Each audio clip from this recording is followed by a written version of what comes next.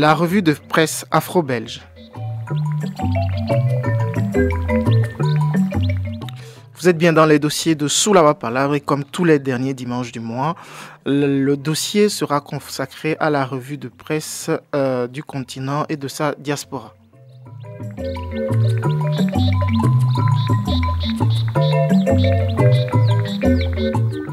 Thème abordé en ce dernier dimanche du mois, donc dimanche 29 mars 2015, Tunisie, attentat au musée du Bardo, comment le terrorisme international djihadiste s'enracine-t-il en Afrique? Deuxième thématique, arrestation des activistes de la société civile au Congo, Y en a marre, Balai Citoyen et Fimbili, la société civile réussira-t-elle là où l'opposition congolaise a échoué? Et enfin, notre dernier thème sera consacré à la Côte d'Ivoire et à la justice, puisque, comme vous le savez, l'ex-première dame de Côte d'Ivoire, Simone Gbagbo, a été condamnée à 20 ans de prison. On se pose la question, et nous la poserons à nos invités, est-ce un procès bâclé et une condamnation sur mesure? Invité de ce dossier, Olivier Dosoufado, consultant, membre de la génération Aube Nouvelle, cercle de réflexion sur les questions béninoises et africaines. Baudouin Amba Wechi, qui n'est pas encore là, qui va nous rejoindre, rédacteur en chef du site d'information congoindépendant.com. Yves Lodonou, rédacteur en chef de Sous la Palabre, à la rédaction Yves Lodonou, à la présentation votre serviteur Calvin Soares-Ndjal, derrière la console technique Tony Samson. Merci de nous rejoindre dans ce dossier.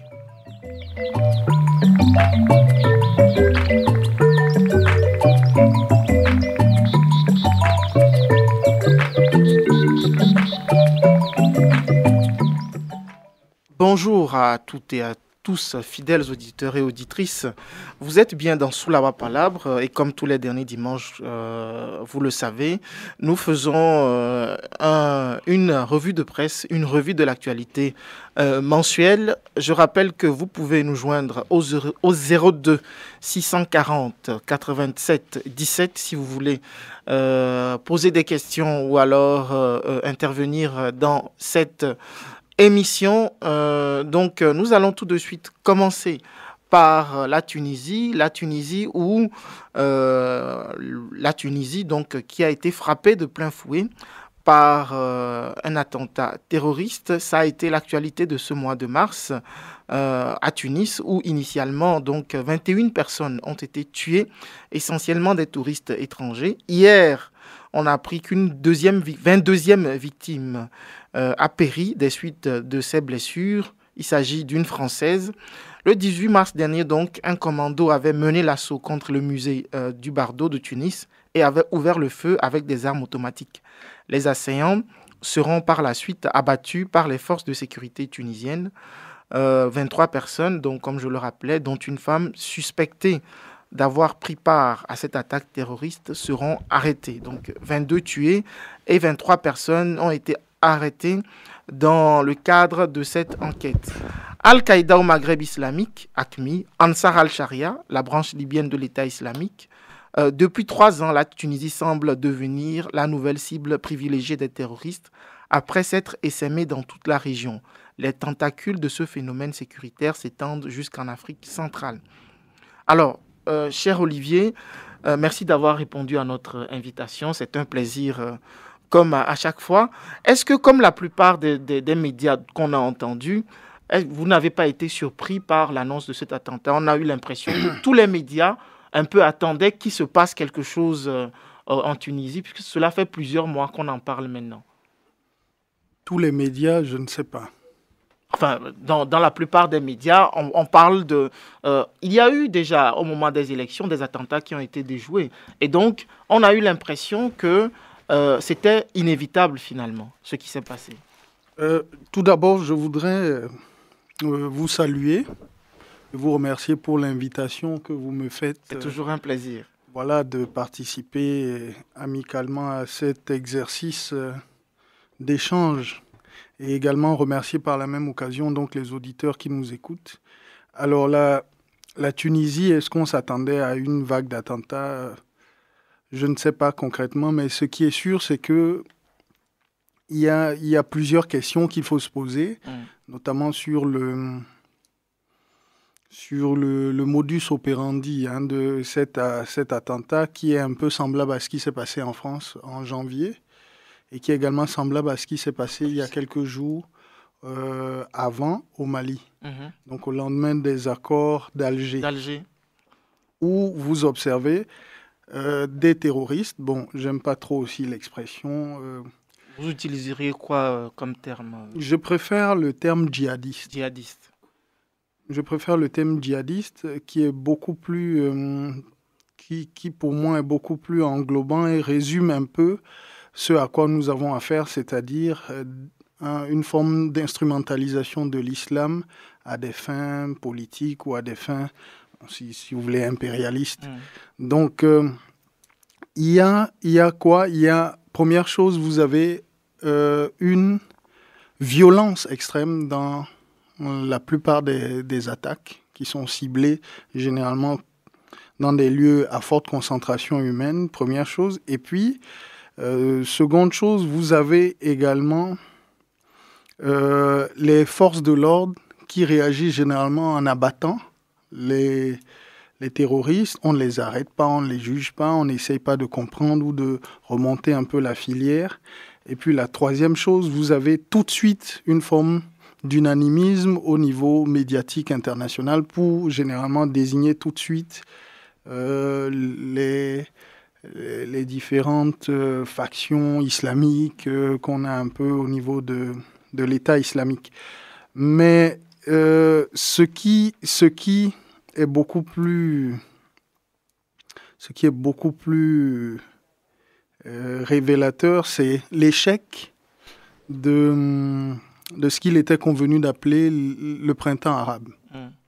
Parce que vous avez vu, depuis 2010, fin 2010-2011, vous avez vu la plupart des régimes autocratiques et despotiques au niveau du Maghreb qui se sont effondrés, mais derrière, vous avez toujours l'impact et l'aide logistique des États-Unis à travers la NED qui est une officine de la CIA, donc le National Endowment for Democracy, qui est une structure qui forme et qui pilote les blogueurs.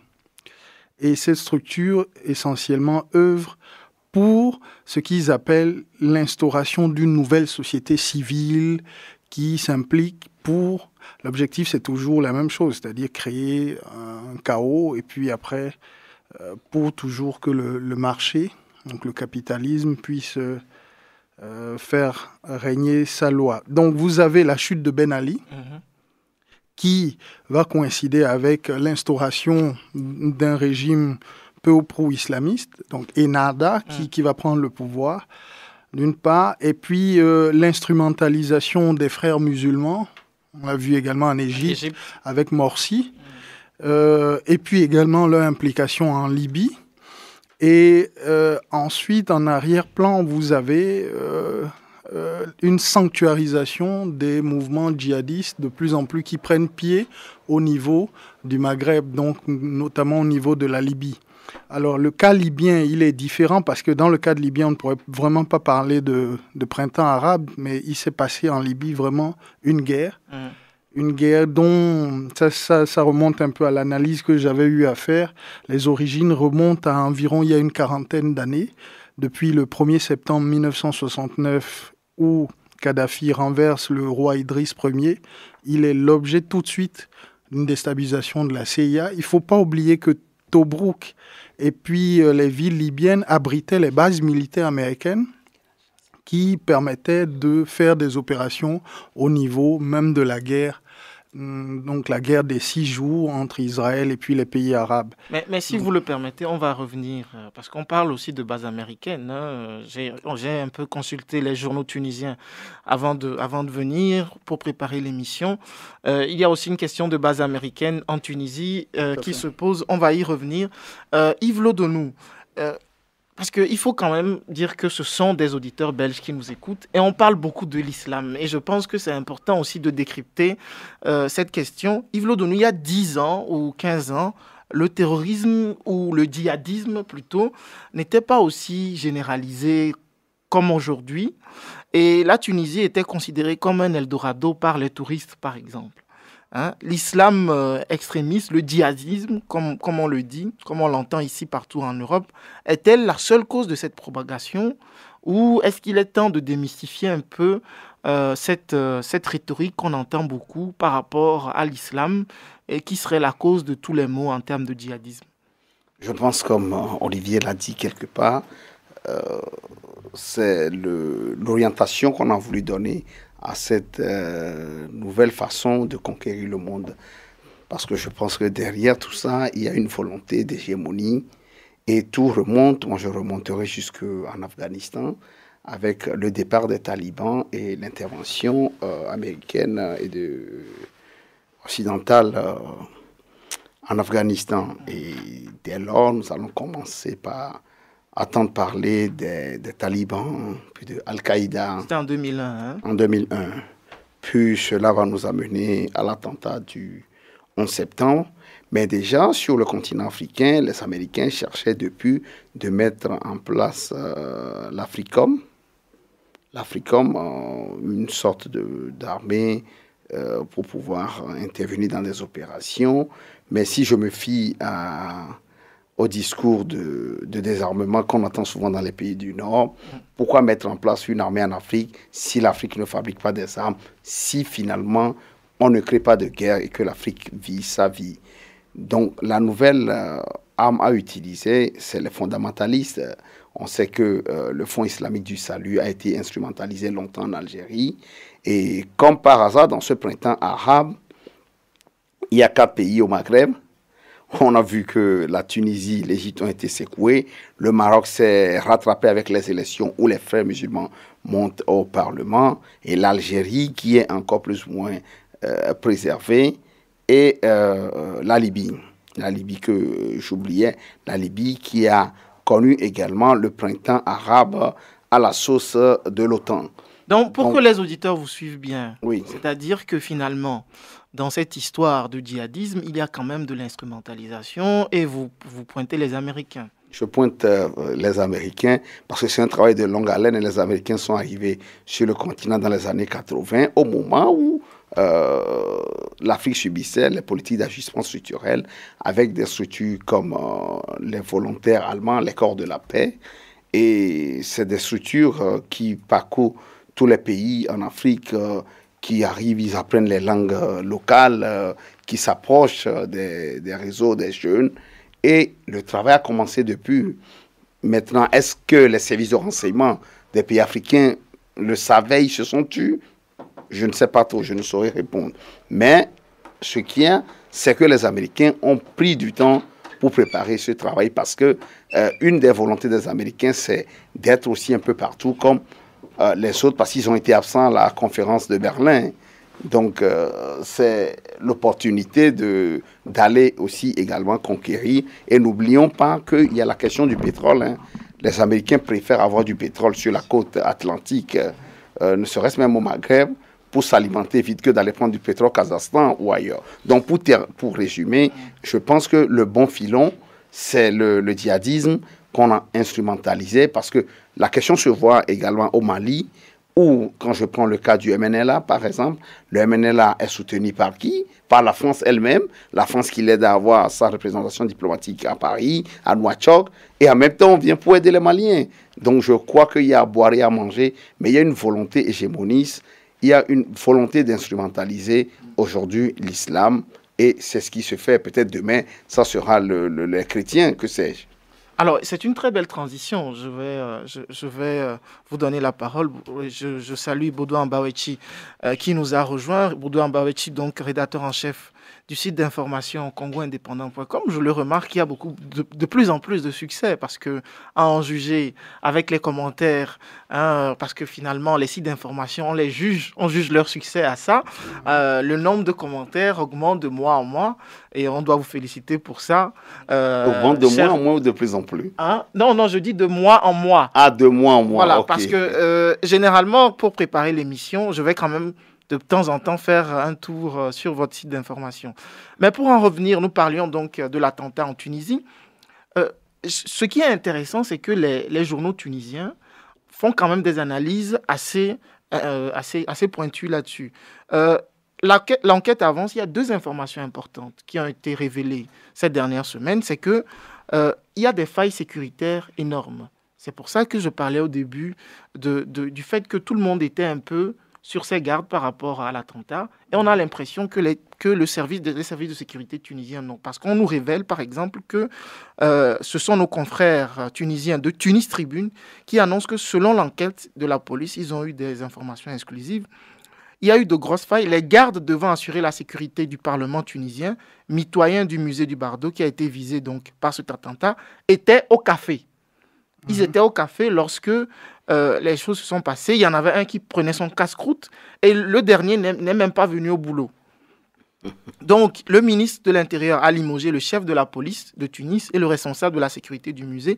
Et toujours, selon nos confrères, deuxième information, et c'est l'analyse qu'ils en font, c'est un de leurs chroniqueurs qui s'appelle Mikhail Gamandi Egorov, qui est journaliste et chroniqueur de Tunis Tribune, qui dit « On a annoncé avant l'attentat que l'ambassadeur états-unien avait, je le cite, avait officiellement demandé à la Tunisie la construction d'une base militaire sur son sol.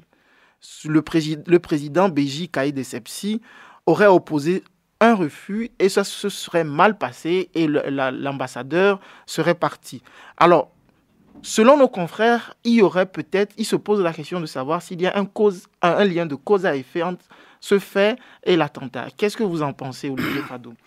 Un lien de cause à effet entre les prétentions de l'ambassadeur et puis ce qui s'est passé sur le terrain, c'est difficile à dire parce que ça, c'est des secrets un peu d'État. Attendons un peu de voir l'évolution des choses. Et puis, bon, par ailleurs, je voudrais avant toute chose saluer la présence parmi nous d'un interlocuteur qui est en même temps un doyen, qui est Baudouin Mbawechi, dont le site internet, comme vous l'avez rappelé, fait de plus en plus parler de lui et devient vraiment un grand succès. J'ai vu même que notre ami et confrère avec qui nous sommes ici, Polydor Edgar Kabea, faisait comme moi des trucs, puisque j'ai vu certains de ses commentaires. J'espère que lorsque le doyen fera fortune, ça va dégouliner un peu sur nous aussi. Bien sûr. Nous pourrions en profiter. On se rappellera de la période des vaches maigres. C'est une parenthèse pour dire qu'effectivement, il y a... D'abord, il ne faut pas oublier que la zone du Maghreb, là, au niveau de la Banque mondiale, il y a un acronyme qui désigne un peu toute cette zone-là qui est rattachée, non pas à l'Afrique, mais plutôt au Moyen-Orient. Au Proche-Orient. Proche-Orient. OK, et au Moyen-Orient accessoirement, c'est-à-dire que c'est désigné par MENA, Middle East North Africa. Et pour la Banque mondiale et le FMI, donc les États-Unis, donc c'est une délimitation du Pentagone, cette zone fait partie du Moyen-Orient, pas de l'Afrique. Donc, ils sont... Jusqu'en Mauritanie, hein, même. Ils sont dans une autre configuration, et même la Libye. Ce qui fait que la guerre qui se passe aujourd'hui dans cette zone avec l'État islamique qui s'est installé, mais l'État islamique, tout ça, c'est en réalité, c'est toujours l'OTAN qui est derrière. C'est toujours une guerre de l'OTAN contre les intérêts de la Chine et de la Russie. Pourquoi? Parce que si vous observez ces dernières années, la Chine, l'aide publique au développement de la Chine a doublé. La Chine est devenue la première puissance économique mondiale. Les investissements chinois en Afrique ont, en quasiment 10 ans, sont passés de 1 à 5. Okay? La Chine offre des investissements à nul autre pareil que les Occidentaux aujourd'hui ne puissent pas apporter. Alors pour le Pentagone et les États-Unis, il s'agit de couper la Chine de ses bases arrières d'approvisionnement en matières premières. Donc l'Afrique et surtout le golfe de Guinée. Le golfe de Guinée d'une part et puis aussi le Congo. Il ne faut pas oublier que le Congo depuis le 19e siècle est officiellement une réserve de matières premières pour les États-Unis. Le Congo n'a jamais été réellement un État. C'est une réserve de matières premières pour les puissances occidentales. D'ailleurs, la seconde bombe mondiale... La bombe atomique, la première bombe atomique. Exactement. Qui a frappé Hiroshima et Nagasaki. Et puis, il y a une volonté aussi d'Africom d'ouvrir une base militaire ou un camp d'entraînement. Ils appellent ça une coopération au niveau de l'Est du Congo.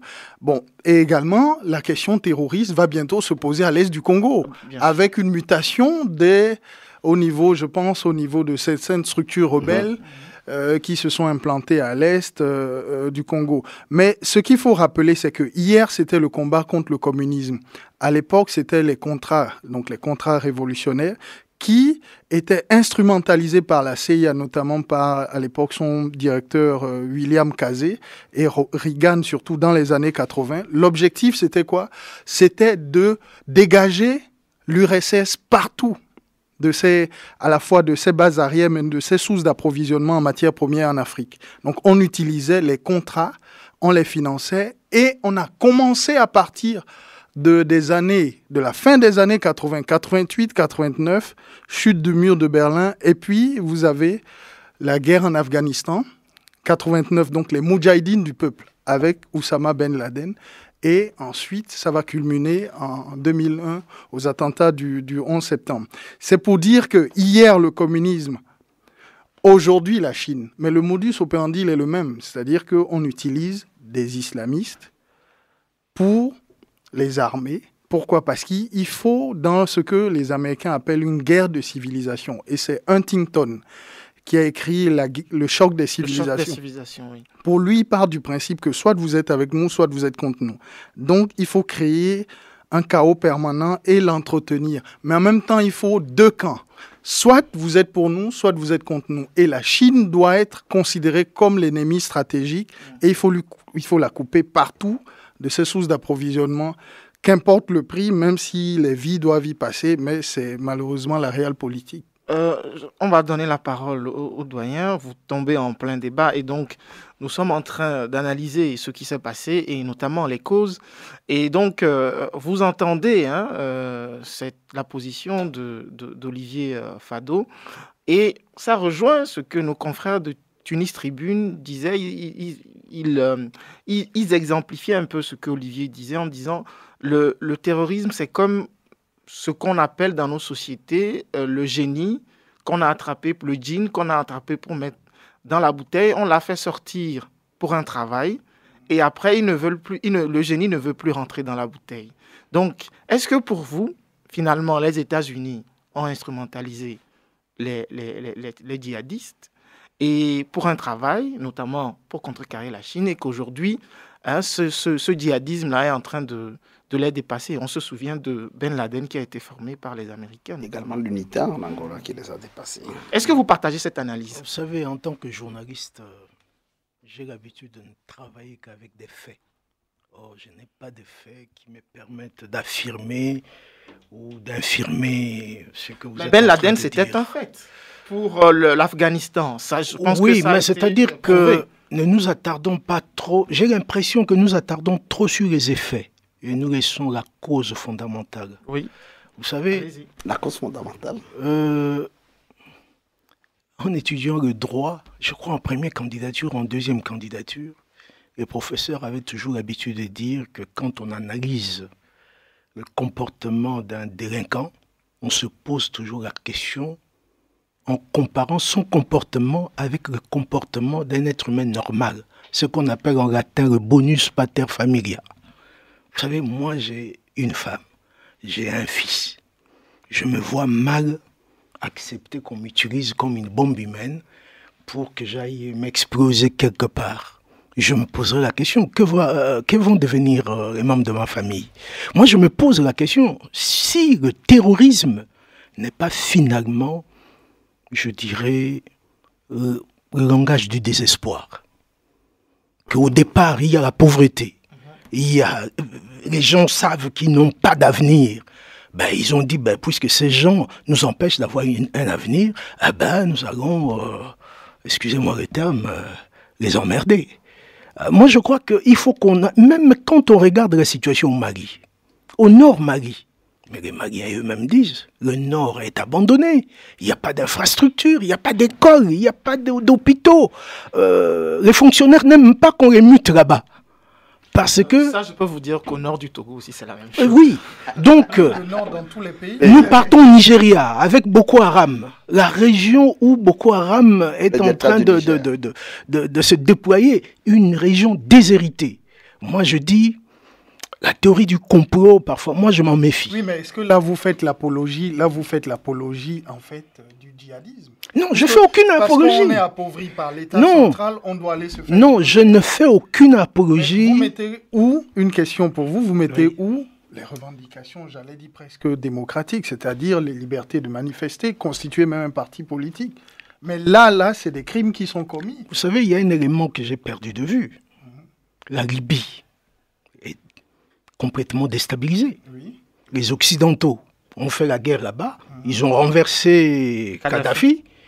Il y a le président tchadien qui a dit ils ont oublié de faire le service après-vente. Tout à fait.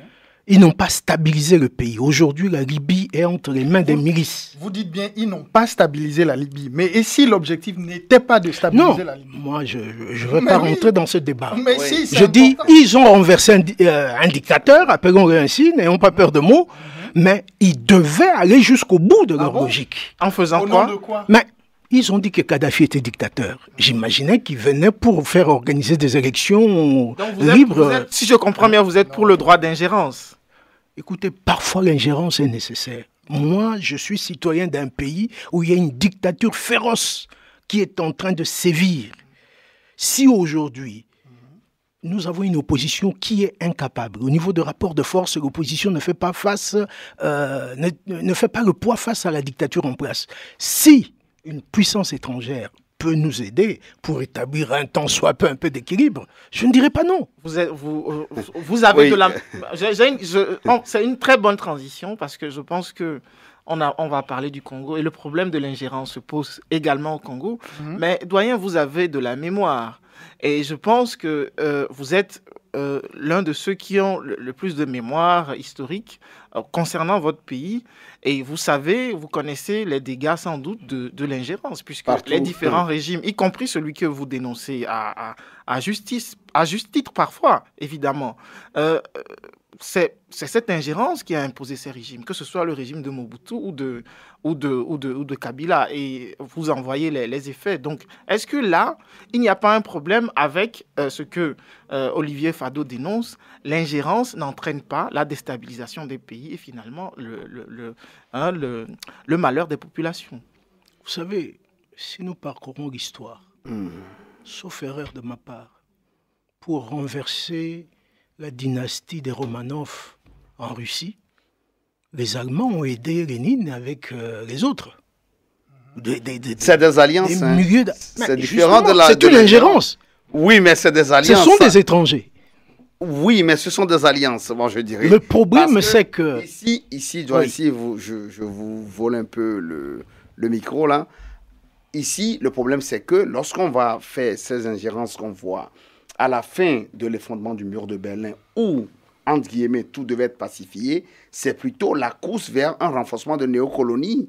C'est plutôt la course vers les matières premières. Et chacun se bat pour y arriver. En allant en Libye, je ne pense pas que l'OTAN a mis dans son agenda d'aller stabiliser ce pays.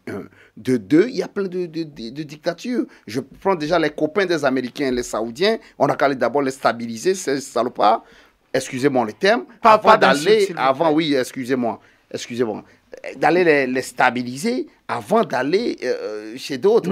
Je ne dis pas que les dictatures se valent ou se pèsent, mais je pense que cette histoire d'ingérence, je pense que c'est un leurre. C'est de la supercherie, comme dirait mon cher Fado. Je pense que chaque pays, tout doucement, peut arriver à mettre son pied sur un équilibre, comme Cuba l'a fait dans la douleur. Le Venezuela l'a fait dans la douleur, même si aujourd'hui il y a une pression américaine forte sur Maduro. Donc, non, je pense que l'ingérence, il faut bien la mesurer parce qu'aujourd'hui, le chaos, comme vous l'avez dit en Libye, ce n'est pas fini parce que ce qu'on a créé en Libye, entre la Libye et l'Occident, ce n'est que la mer, la distance n'est pas longue. Et Poutine le disait, ces gens sont capables de retourner les armes contre nous. Et peut-être ça va arriver. Mais ce que je voulais dire, moi je crois que nous avons le grand tort de nous attarder plus sur les effets que sur les causes. Mais à propos d'ingérence, je peux citer quelques cas. Ok. Le Tchad a aidé Bozizé à renverser Patassé. Les Tchadiens sont partis. Le problème, c'est de ne pas rester pour jouer aux impérialistes. Les Ougandais ont aidé le Front patriotique rwandais à renverser Habyarimana au Rwanda. La Tanzanie a aidé Museveni à renverser Amin Dada. Ce ne sont pas les Tanzaniens qui dirigent l'Ouganda aujourd'hui. Mais c'est un problème de rapport de force. On peut faire appel à une sorte de coopération momentanée. Oui. Oui, on va terminer ce sujet avec Olivier et on va passer au Congo. Non, je pense que ce que M. Ambawechi dit, j'ai quelques réserves par rapport à ce qu'il dit. Nulle part on ne s'attarde sur les effets. On est beaucoup plus sur la compréhension de la cause.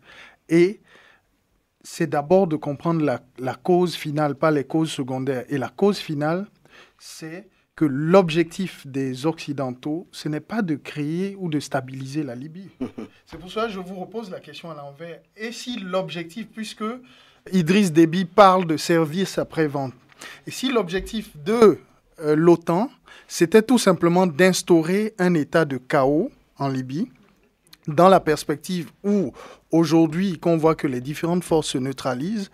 Mais ce qui est intéressant, c'est qu'il y a un très bel ouvrage qui a été écrit par Maximilien Forte, qui est, dont le titre, c'est « Slouching Towards Libya ». L'objectif, il dit, de la destruction de la Libye, ce n'est pas une théorie du complot.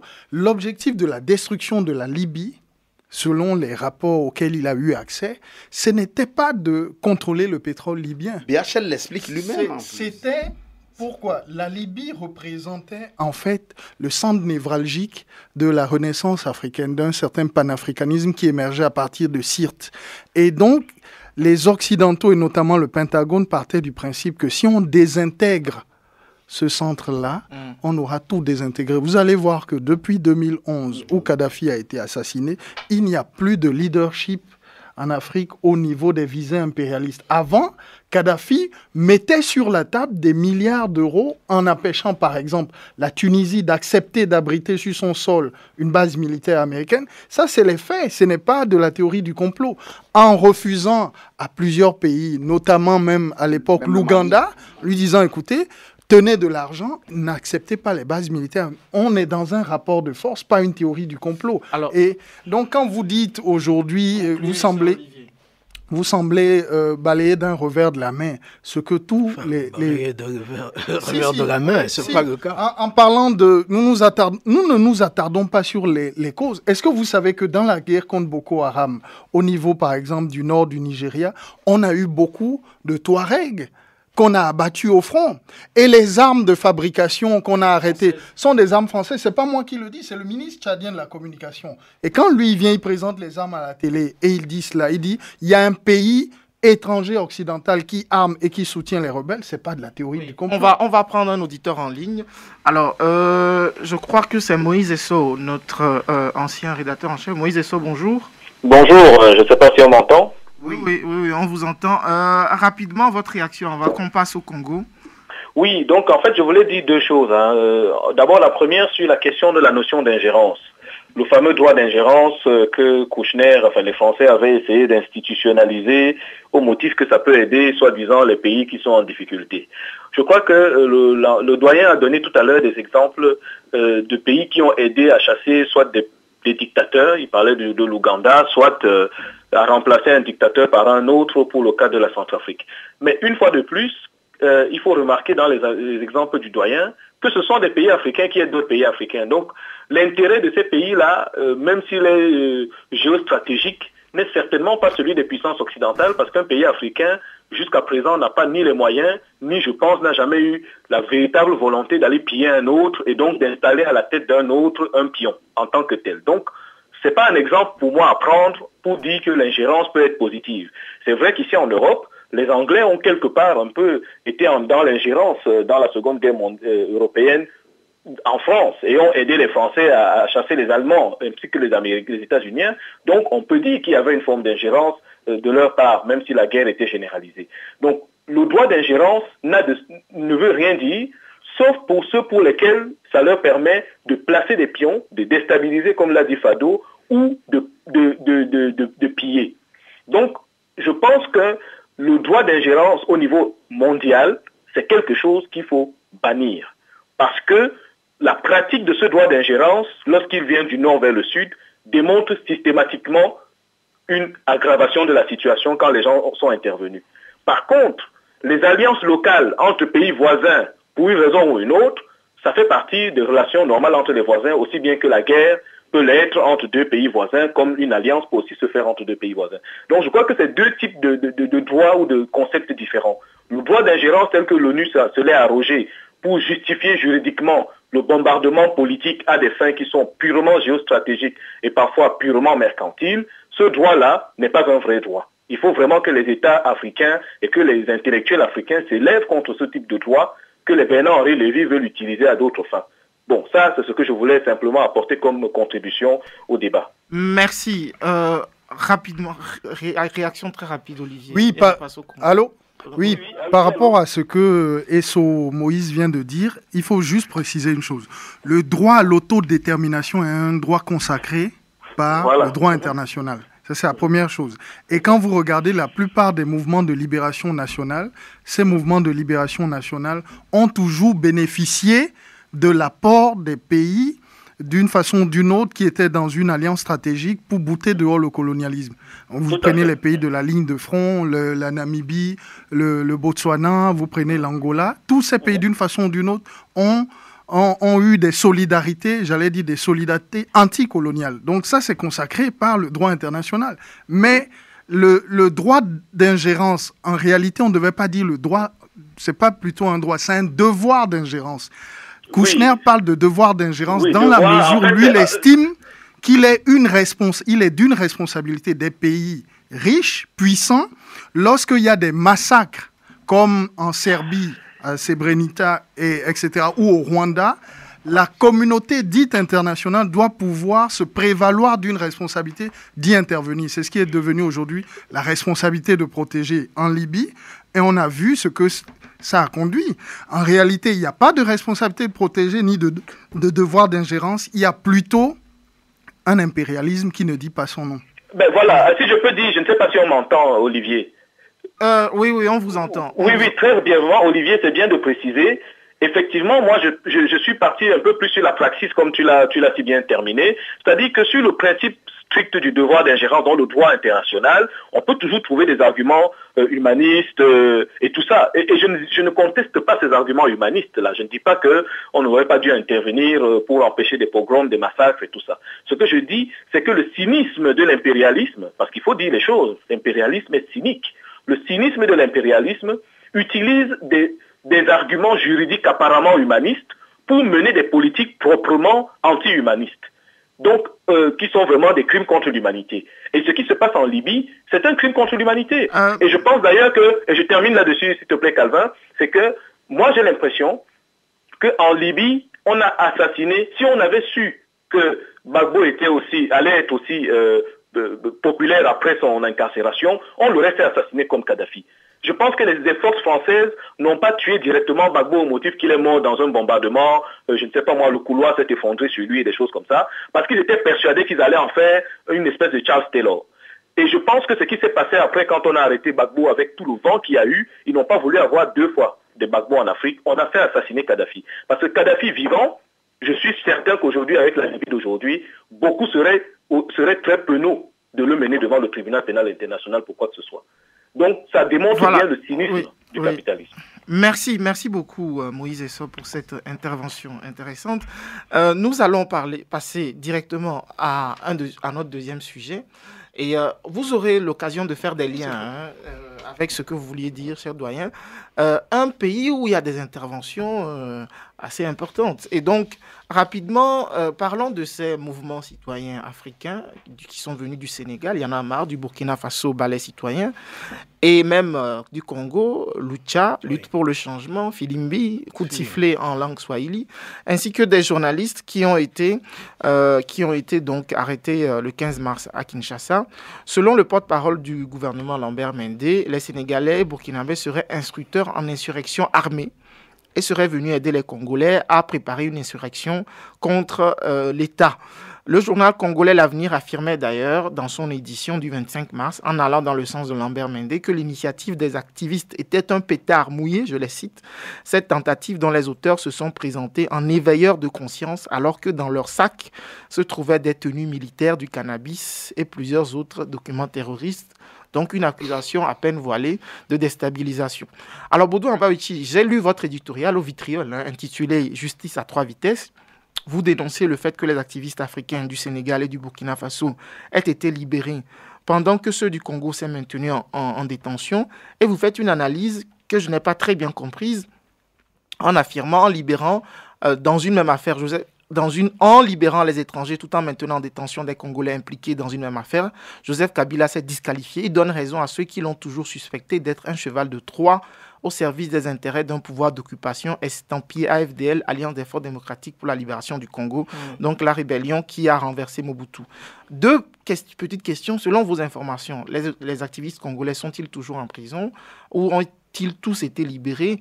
Et deuxième question, pourquoi est-ce que vous faites un lien entre la libération des activistes africains et le fait que le pouvoir en place soit au service d'intérêts étrangers? Ça fait beaucoup de questions. Non, la première est assez simple. Est-ce qu'il y a encore des Congolais Il y en a encore qui sont emprisonnés et je ne sais même pas s'il faut dire emprisonnés. Ils sont à l'Agence nationale de renseignement, donc la sûreté, l'équivalent un peu de la sûreté, mais en fait, chez nous, c'est une police politique qui dépend du chef de l'État lui-même. Vous savez, la constitution congolaise, je crois que c'est un peu partout. La détention préventive, c'est 48 heures. Passé ce délai, le prévenu ou l'accusé doit être présenté chez un magistrat qui doit l'inculper. Or, on les a arrêtés depuis le 15 mars. Aujourd'hui, nous sommes le 29. 2 semaines.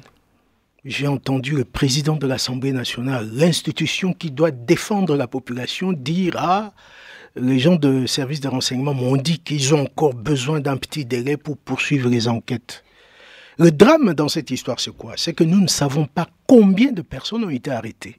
Parce qu'on a arrêté même des musiciens. On a ramassé un peu, on avait arrêté même le responsable de l'USAID, un Américain, M. Stur. On a amené tout ce monde. Pourquoi j'ai dit qu'on a libéré les étrangers? Mais je ne fais pas de la xénophobie là. Non, mais c'est le lien, que vous faites avec les intérêts étrangers. Nous sommes ici à 4. Oui. On nous arrête parce que nous avons crié trop fort. Et puis on dit, allez, les Béninois, vous pouvez partir, et le Congolais et le Togolais restent. Mais écoutez, soyons sérieux. Ils sont impliqués dans une même affaire. Si vous trouvez que les autres là doivent bénéficier de la mansuétude, mais libérez tout le monde. Oui, mais c'est le lien que vous faites avec les intérêts, je trouve grave, l'occupation. C'est que le chef d'un État prétende qu'il libère les étrangers parce qu'il y a eu intervention notamment du président Macky Sall, qui a dit, écoutez, moi je ne me mêle pas dans cette affaire, mais je demande qu'on les libère. Et pour les Congolais, il dit, écoutez, la justice congolaise est indépendante. Tiens, le président de la République découvre que la justice est indépendante en ce qui concerne ses propres concitoyens. Peut-être que je me suis exprimé mal, mais mon message est clair. Je dis, Joseph Kabila est disqualifié parce que cet homme a prêté serment pour défendre les Congolais et le Congo. Ok, dans ce sens-là, je pense que c'est bien de clarifier parce que des gens qui ne sont pas, c'est-à-dire qui sont africains, mais d'autres régions de l'Afrique, s'ils le lisent et sans avoir cet éclaircissement, parfois ça peut entraîner une confusion. Olivier Dossou-Fado, dans cette affaire, en dehors du pouvoir, l'opposition ne s'est-elle pas disqualifiée puisqu'on voit maintenant que c'est la société civile qui a la manœuvre et l'opposition aux abonnés absents. Quand on analyse les discours de la diaspora, on a l'impression que maintenant on se tourne vraiment du côté de la société civile et qu'on n'attend rien de l'opposition. Bon, l'opposition au Congo, ça c'est vraiment un vaste débat. C'est vrai qu'il y a une opposition irréductible, mais la plupart du temps, elle est muselée ou elle est en exil. Donc essentiellement la diaspora et tout. Mais ce qui est important à signaler, c'est que je suis assez stupéfait de la remarque qu'a fait M. Mbawichi au sujet du fait que Kabila a prêté serment pour défendre les intérêts du peuple congolais. Il semble découvrir aujourd'hui que Kabila ne respecte pas les intérêts. Mais depuis 2001, ce monsieur ne respecte pas la Constitution. Nous l'écrivons depuis 2003. Oui, mais vous semblez toujours vous émouvoir. Il va falloir un moment qu'on arrête de s'émouvoir. On ne peut pas arrêter de critiquer si ça va mal. Parce que Parce que justement, c'est un président qui est extraverti, qui ne défend pas, qui n'est pas mis là pour défendre les intérêts du peuple congolais. Et il est mis là pour autre chose. Et ce autre chose ne fait pas partie de la théorie du complot. Ce autre chose, c'est justement dans le cadre d'une stratégie de mise sous tutelle du Congo. Moi, je partage l'analyse que fait par exemple un monsieur comme Jean-Pierre Mbelou. Je suis sur son analyse, c'est-à-dire qu'au Congo, nous n'avons pas un président de la République. Nous avons à la tête du pays j'aime bien l'expression, un Mwana Bitinda, c'est-à-dire un petit garçon de course de Kagame et des Américains, c'est tout. Je vais ajouter quelque Rapidement, chose. et on passe à Vous Yves savez, Lodon. moi, je suis un diplomate Oui. de profession. On nous dit, quand on arrive dans un État, on se pose une question. Qui exerce l'effectivité du pouvoir? Qu'on aime Joseph Kabila ou qu'on l'aime pas. Quand un ambassadeur étranger arrive à Kinshasa, il ne va pas présenter les lettres de créance chez Tshisekedi. Il va chez Joseph Kabila. Il a la reconnaissance internationale. Mwana Bitinda, comme vous dites ou pas, mais c'est le chef de l'État qui est reconnu. Oui, mais il gouverne sans constitution, je suis désolé. C'est le fait du prince qui règne au Chacun Congo. peut avoir son opinion. Si. Non, mais il y a les faits. Vous aimez les faits. Moi, je vous cite les faits. Les actes de haute trahison à l'est du Congo. On est d'accord. Où Joseph Kabila, il a prêté serment pour défendre l'intégrité territoriale. Mais à l'est du Congo, où au niveau de l'État congolais, il n'y a même pas de sécurité. Je n'ai jamais dit le contraire, Olivier. Non, mais ça, c'est des faits qui prouvent très bien que ce monsieur, depuis toujours, ne défend pas la Constitution congolaise. Et vous semblez vous émouvoir aujourd'hui. Il va falloir qu'on sorte du stade. Bon, je pense que Yves Lodon va vous départager. Qu'on puisse reconnaître parce que vous ne franchissez pas, je vois bien votre stratégie. Oui. Vous ne franchissez pas l'étape suivante. L'étape suivante qui est de dire, ce monsieur ne travaille pas pour le bien-être des Congolais et que c'est un agent. Alors vous me lisez mal. Agent étranger. Il faut acheter des lunettes, Olivier. Non, vous ne le dites pas. Ouais, c'est un agent étranger. Il le dit autrement, autrement. Mais Yves Lodon, dans la continuité, parlons de cette opposition. Parce que finalement, on nous parle de Katumbi, Katumbi Tchapoué, Moïse, qui serait serait le challenger, et lui il dit je ne sors pas du PPRD, le parti au pouvoir. On a Vital Kamere qui est invité par le Parti socialiste ici, et on a l'impression que les socialistes ici, parce que chacun joue avec sa carte, ses pions, et nous avions fait une analyse ici depuis que celle que vous aviez défendue comme étant intelligente, notre conseillère communale d'Ixelles, Madame Asita Kanko, avait fait la comparaison entre Lumumba et Denis Mukwege. Nous avions attiré l'attention sur le fait qu'il y a des velléités visant à le faire entrer en politique. Et bingo, dernièrement, un article de la RTBF se pose la question, puisqu'il y a eu le film de Rolette Brackman, Thierry Michel, l'invitation comme rédacteur d'un jour à la première et tout ça, on se demande, mais finalement, est-ce que, parlant d'ingérence, cette communauté internationale n'a-t-elle pas trouvé son poulain? Et que finalement, l'opposition, comme au Bénin, va être battue en brèche et que c'est quelqu'un de la société civile, un technocrate ou un médecin, en l'occurrence, qui va arriver au pouvoir. Qu'est-ce que vous en pensez? D'abord, Yves Lodon, qui n'a pas eu la parole depuis tout à l'heure. Oui, je pense qu'il n'y a plus de doute là-dessus. Le médecin va rentrer dans l'arène où il est déjà, avec tous les prix qu'on lui a décernés, avec l'attention qu'il a de la part de cette communauté dite internationale. Je pense qu'il pourra être amené à départager et la classe actuelle et l'opposition. Mais le souci, c'est que j'ai de fortes craintes qu'il puisse arriver à faire quelque chose parce que la situation au Congo, elle est vraiment dans un état très, très, très grave. Donc, je pense déjà sur le plan sécuritaire, il y a du travail énorme à faire. Et déjà pour sécuriser l'Est, ne serait-ce que l'Est du pays, il va falloir compter sur une armée qui est prête à aller se battre, une armée qui est prête à faire face à Paul Kagame avec ses incursions à l'Est. Et je ne sais pas si sa place n'est pas plutôt à Panzi, dans le bloc opératoire ou à la tête d'un État, maintenant, ça peut être une réussite. Mais ma crainte, comme tu l'as dit, avec Yahi Boni, on a vu que le technocrate n'a pas pu se mettre dans la réalité parce que, tout simplement, M. Mukwege, jusqu'à présent, est médecin, pasteur d'une église. Je ne connais pas son parcours militant. Est-ce qu'il a déjà appartenu à une organisation politique? Est-ce qu'il a l'intention d'en créer? Parce que tu ne peux pas diriger un pays sans avoir ton appareil qui est ton parti politique. Un mot rapide, et puis on passe à la Côte d'Ivoire. Un mot rapide. Baudouin Mbawechi, est-ce que vous avez des informations crédibles? Nous avions un début d'information là-dessus. Mais est-ce que vous avez des informations crédibles sur les velléités du docteur Mukwege d'entrer en politique et de postuler à la présidence de la République congolaise? Non, je dois d'abord dire qu'au niveau de principe, tous les citoyens congolais Bien sûr. ont le droit de postuler à n'importe quel poste. Mais nous avons aussi le droit d'analyser ses Donc jusqu'ici, volontés. je dirais que ce ne sont que des supputations. Les gens voient l'importance qu'on lui accorde dans les médias occidentaux.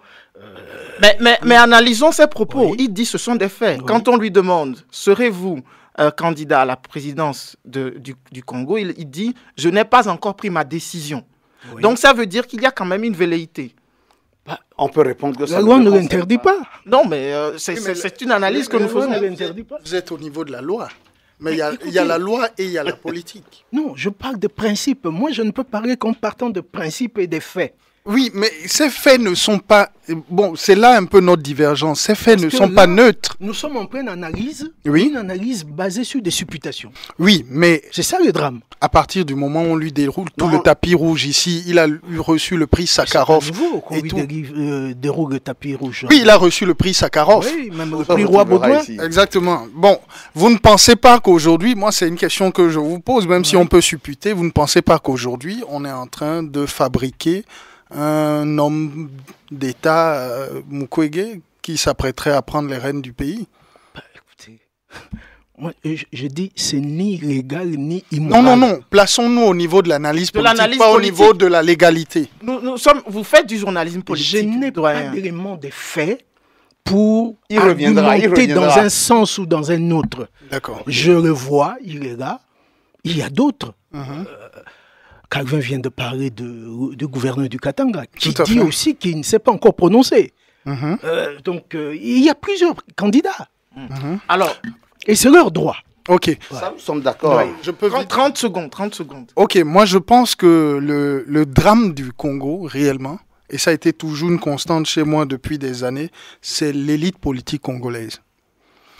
Comme, Vous êtes sympa, vous qualifiez élite. oui, l'élite politique congolaise, c'est-à-dire que tous ceux Élite, qui, là, on met avec les guillemets ou sans guillemets avec S, Moi, je mettrais avec E guillemets. majuscule. toutes les élites politiques congolaises Ouais. actuellement ont échoué. Elles ont échoué, c'est elles qui ont plongé ce pays-là, opposition comme mouvance. Moi, ça, c'est ma constante depuis.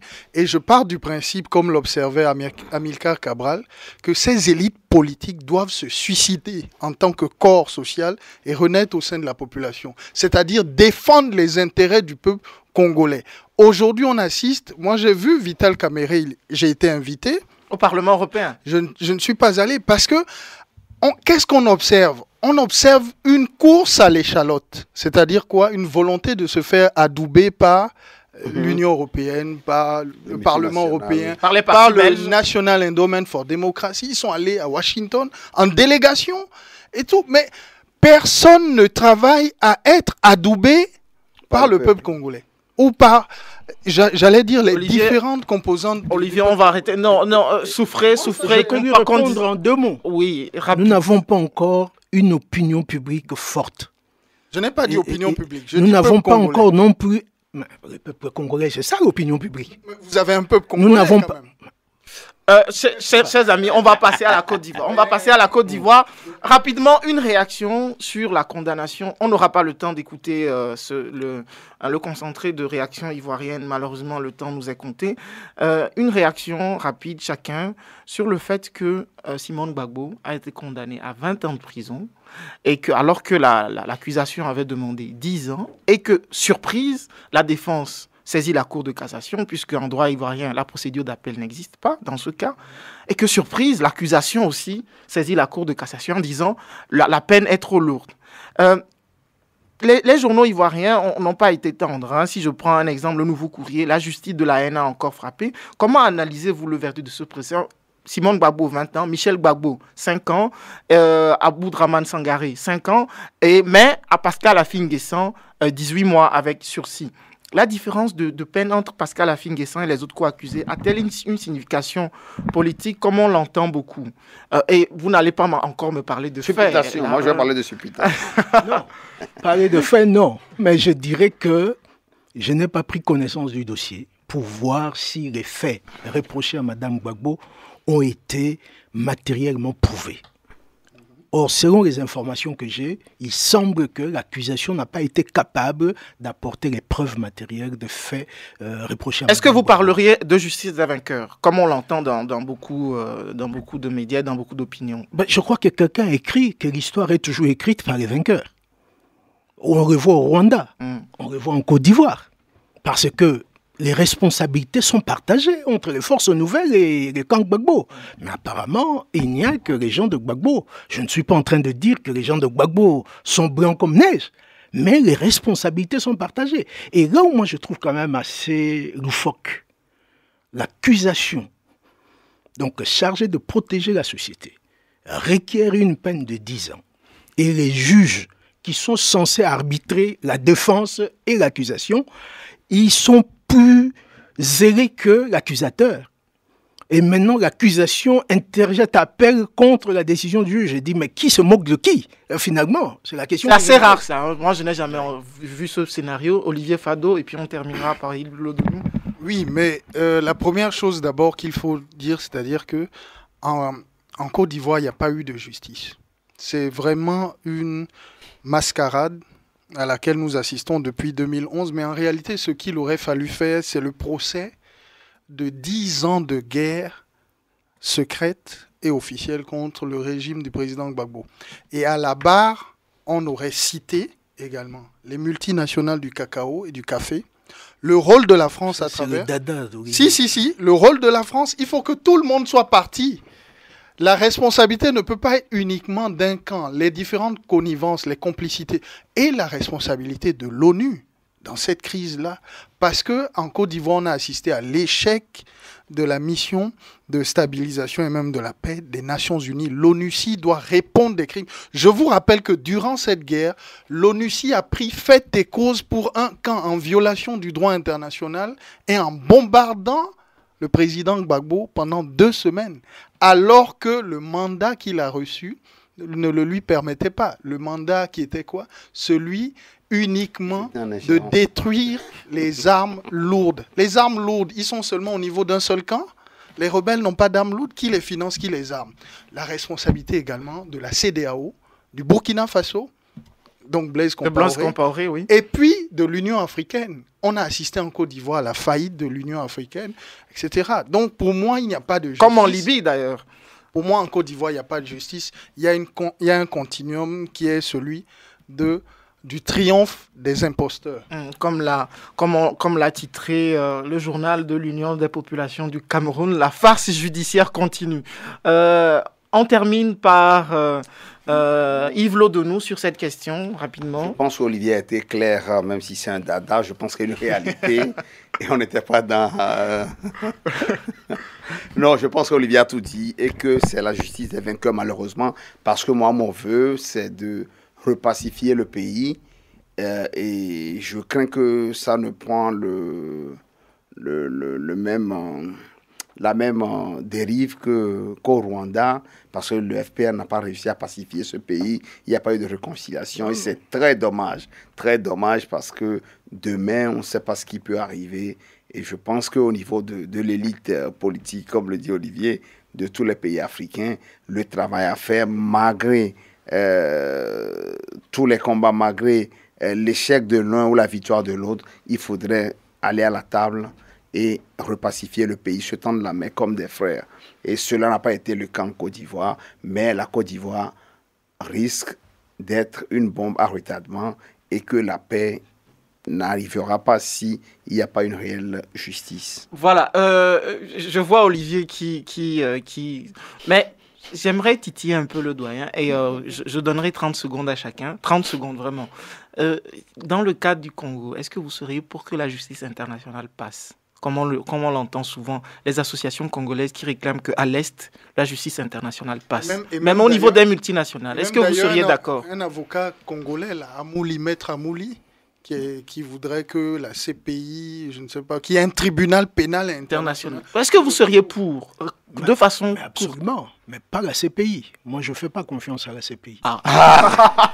Olivier, vous vouliez dire quelque chose en 30 secondes. Je pense que ce que je voulais dire sur la Côte d'Ivoire, c'est que le régime de Ouattara sera juste un feu de paille.